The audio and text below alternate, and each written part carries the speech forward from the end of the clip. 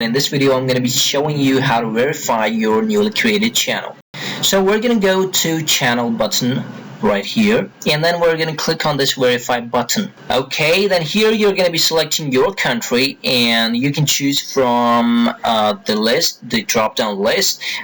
You should be having a telephone number or the mobile number of that country which you choose from this list, because you're going to be receiving a text message from YouTube. So you can choose from call option or text. I'm going to be selecting text.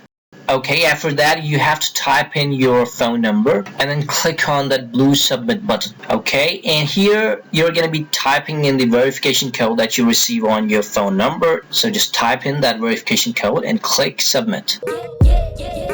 Hooray! Your channel has been verified. Congrats! If you like this video, subscribe to channel Mohsin YT. Thanks for watching.